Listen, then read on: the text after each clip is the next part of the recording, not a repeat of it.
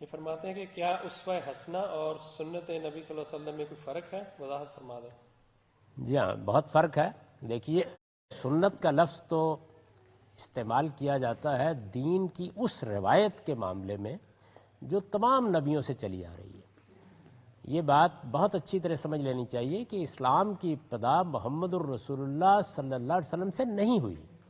محمد الرسول اللہ صلی اللہ علیہ وسلم دین کے آخری پیغمبر ہیں، اسلام کے آخری پیغمبر ہیں۔ اسلام کی ابتدا حضرت آدم ہی سے ہو گئی تھی۔ تمام پیغمبر یہی دین لے کر آئے۔ قرآن مجید کو اگر آپ پڑھیں تو وہ جگہ جگہ اس بات کو واضح کرتا ہے، بلکہ رسالت میں آپ صلی اللہ علیہ وسلم کو مخاطب کر کے یہ کہتا ہے کہ ما کنت بدعا من الرسل، آپ کوئی نئے پیغمبر نہیں ہیں، نہ آپ کوئی نئی بات لے کے آئے ہیں۔ شرع لکم من الدین ما وصی بہ نوح والذی اوحینا الیک، ہم نے یہ دین آپ کو دیا ہے، یہ بالکل وہی دین ہے جو اس سے پہلے ہم نے نوح کو دیا تھا۔ وما وصینا بہ ابراہیم و موسیٰ و عیسیٰ، اسی کی نصیحت ہم نے ابراہیم کو کی تھی، موسیٰ و عیسیٰ کو کی تھی علیہم السلام۔ تو سب نبیوں کا دین ہے۔ اس دین میں جو ٹریڈیشن قرآن کے نزول سے پہلے چلی آ رہی تھی، مثلا نماز پڑھی جا رہی تھی، روزے رکھے جا رہے تھے، زکوٰۃ دی جا رہی تھی، حج کیا جا رہا تھا، اور بہت سی چیزیں تھیں، یہ چیزیں جن کو رسول اللہ صلی اللہ علیہ وسلم نے بھی آگے پھر جاری کر دیا، ان کو سینکشن دے کے جاری کر دیا، ایک یا دو چیزوں کا اس میں اضافہ بھی کیا، اس کو سنت کہتے ہیں۔ یہ قرآن مجید ہی کی طرح بالکل محفوظ ہم تک پہنچ گئی ہے، اس کو مسلمانوں نے اپنے اجماع سے منتقل کیا ہے، جس طرح ہم کو قرآن ملا ہے اسی طرح یہ ملی ہے۔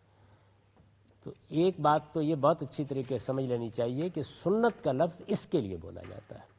اسوہ حسنہ کا معنی یہ ہے کہ رسالت میں آپ صلی اللہ علیہ وسلم کو قرآن دیا گیا، آپ کے پاس پیغمبروں کی سنت تھی، آپ نے اس پر عمل کا نمونہ پیش کیا۔ یعنی جب نماز کا حکم موجود ہے تو رسالت میں آپ صلی اللہ علیہ وسلم نے کیسی نماز پڑھی؟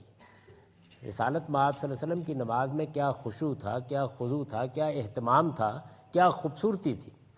جو احکام اللہ نے دیے ان پر آپ نے کس خوبی کے ساتھ عمل کیا؟ ان چیزوں کو جب بیان کیا جاتا ہے تو اس کو اسوہ حسنہ کہا جاتا ہے۔ یعنی قرآن مجید ہم کو بتائے گا، یا مثال کے طور پر سنت سے یہ معلوم ہوگا کہ نماز کے لیے وضو کرنا ہے تو اس کے بنیادی احکام بتا دیے جائیں گے، لیکن رسول اللہ صلی اللہ علیہ وسلم وضو کرنے میں کیا اہتمام کرتے تھے، کیا خوبصورتی اور کیا حسن ہوتا تھا، آپ کی نماز میں کیا خوبصورتی اور کیا حسن ہوتا تھا، اس کو جب لوگ دیکھتے تھے تو اس کو آگے بھی بیان کرتے تھے۔